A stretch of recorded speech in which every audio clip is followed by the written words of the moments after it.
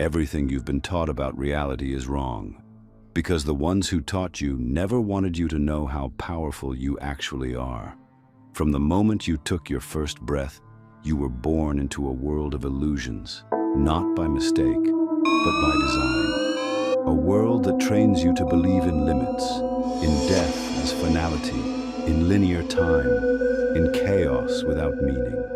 But hidden beneath the noise of modern life, buried under layers of distortion and denial, is an ancient current of truth that was never lost, just hidden. Thoth, the ancient figure revered across Egyptian, Greek, and Hermetic traditions, didn't leave behind myths.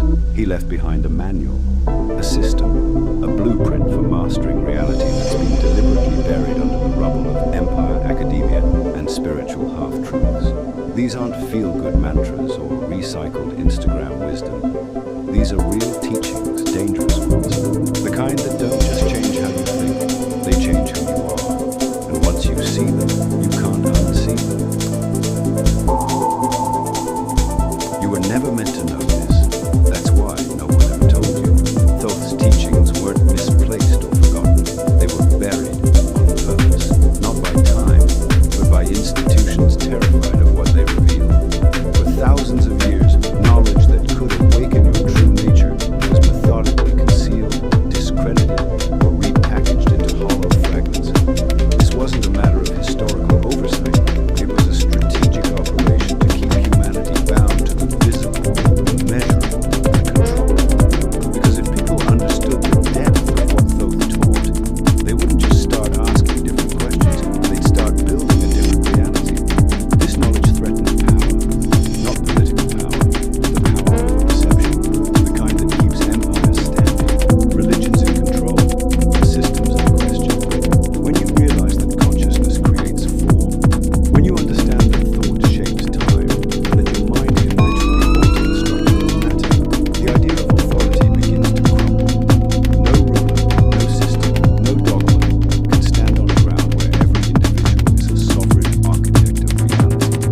That's why Thoth's blueprint was encoded in symbols, metaphors, geometry, and riddles, because it had to be preserved, but not so obviously that it could be destroyed. His wisdom wasn't just stolen, it was inverted.